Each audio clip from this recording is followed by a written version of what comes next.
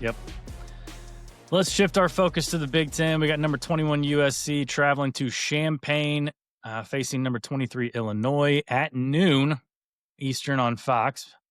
Illinois coming in as 6.5-point home dogs. Had a lot of Illinois fans chirping a couple months ago that they weren't going to be underdogs at home to USC. And even before they got absolutely drubbed last week by Indiana, they were still like a look ahead was like 1.5. Yep. So it's obviously moved a little bit. That is the key, right? Can Illinois bounce back? Like you talked about on our recap episode, can they just throw away that tape and just not even think about that game? Can they bounce back at home? They made this game their homecoming. They made USC their homecoming. Whoa. You know that. That's nasty work right there. So we'll see what the Trojans think about that. Again, we mentioned the games at noon. Is it going to hurt USC? Since 2013, they're 1-12 outright and 1-13 against the spread when playing in Central and Eastern time zones. They beat Purdue earlier this year, playing in the Eastern time zone. This is Central. They did not cover against Purdue. So this is it's going to be an interesting game, and this is obviously a big one for Illinois to start off. Yeah, it is, man. And where I'm looking at this one, we talked about it so much last week that Illinois' offensive line is a problem, and how I thought that Indiana defensively would just dominate that matchup up front and would cause just a ton of problems for Illinois. That ended up being true. I just don't know that USC though they're not as good as Indiana along the defensive front. And they're obviously not as good as Indiana defensively. They're better. They're better defensively than they've been, but they're not there yet on that point. Mm-hmm.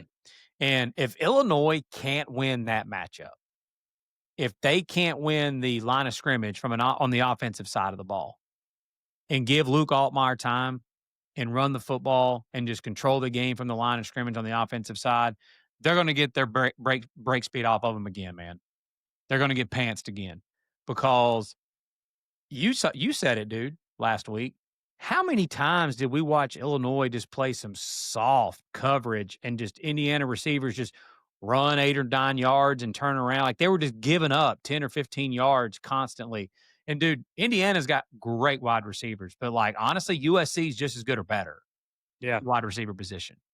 And Lincoln Riley's offense is just as good or better than Indiana's offense, and has been as balanced as you could possibly be so far this year. I mean, USC's Lincoln Riley teams, one of the things they did really well when he was at Oklahoma, and even early on in his time at USC, the best offenses that Lincoln Riley has had, they lead the country, or they're like top 10 in the country in yards per carry. And they're doing it again this year. They are running the football, and Jaden Mayava is playing within the Lincoln Riley system, which is why this offense has been the best in college football through the first few weeks of the season. So, I mean, as far as spots go, dude, it doesn't set up much better than this. I mean, USC played at 10 o'clock at night, Eastern time or whatever it was, or 11 o'clock Eastern. Yeah, 11 o'clock Eastern time. And then they've got to now go across country, basically, to Champaign, with Illinois coming off an embarrassing loss like that, basically playing for their season, their college football playoff, like, hopes. Like, I know they had hopes to making a playoff before the year started. I didn't necessarily think that was going to happen, but still, that team and Bielema still believes that they can do that. They've got to win the matchup, man, along the offensive line. And then on defense, if USC runs the football and has success running the football, I don't know how Illinois is going to stop them. You got to think Illinois is going to want to run the ball, because they only gained 2 yards on the ground last week against Indiana. Yep. Obviously, they're playing from behind a lot, but they like you said, they've got to be able to get movement up front. I think they will be able to run the ball a little better. Obviously, being at home too, having the home crowd behind you, big noon kickoff, all that hype and excitement. You've got to think also too, Lincoln Riley and USC, they've had to have learned something last year from going on the road to Maryland, to Minnesota, losing those games, but like playing in the Central time zone, playing all the way on the East Coast. You got to think they are changing stuff up this week. I've heard they were changing stuff up, in fall camp practices, having 6 a.m., 7 a.m. practices. They know they're going to have to travel across time zones 3, 4, 5 times this year, because they got a trip to Notre Dame coming up in a couple weeks. So he's not just a terrible coach like people are saying in the offseason. Like, he's gonna make adjustments too. It's just maybe takes him a little longer. Yep. And what's kind of scary, by the way, I said that I don't think that USC's defense, like they're not as good as Indiana up front. And so far, USC hasn't played some great competition. I mean, they did play Sparty last week, Mhm. but dude, they've got 16 sacks and 95 tackles for a loss Yeah. Yeah. so And you far this saw year. last week, Illinois could not protect Altmaier at all. No. And I'm just so I've watched a countless amounts of Illinois football this year because I had them. I backed Mhm. Illinois against Duke, so I watched all 4 quarters of that game. And obviously, the amount of prep and study we put into that game against Indiana last week. I mean, man, again, I don't believe in that Illinois offensive line right now until they show me otherwise. And then again, on the other side of the ball, I mean, what I watched Indiana do to them running the football and stuff last week. I said USC. I just went and looked it up. USC right now is averaging 7.1 yards per carry as a team. Like Wayman Jordan's averaging 7.8 himself. Yeah. Uh, so it's just I just haven't seen anything yet at this point, man. That I do think Illinois is going to have a little more success offensively in this one. I think I'm going to really inspired, like wounded animal mode effort out of them in this game. Obviously, USC is not going to be in the friendly confines of the Coliseum, so stepping away from the Coliseum. But I like the fact that USC has already had an East Coast trip this year, like you alluded to, when they went to Purdue. Uh, I think USC wins this game. I think that offense is just going to be too much. And I think, again, until Illinois' offensive line can show me that they can hold up and protect Luke Altmaier and actually be able to run the football consistently, they've not ran the football well all season long.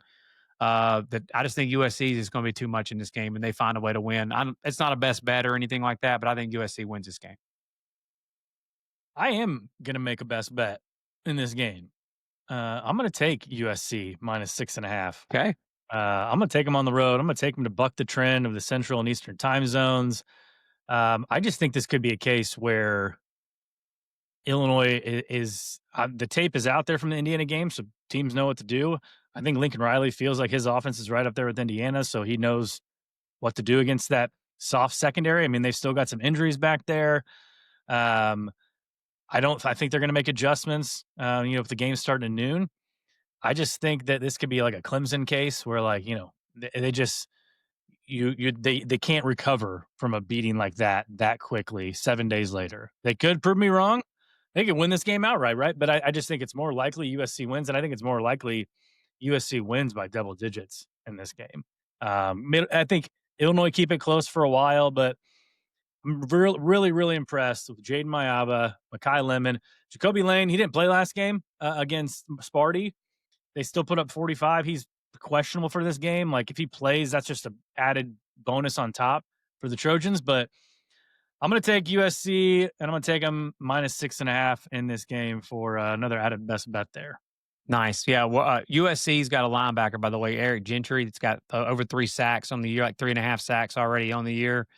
That type of a rush, a speed rusher like that, going to be coming off the edge and blitzing and stuff. Yeah, man, it's just going to be tough sledding for that Illinois offensive line again, I feel like.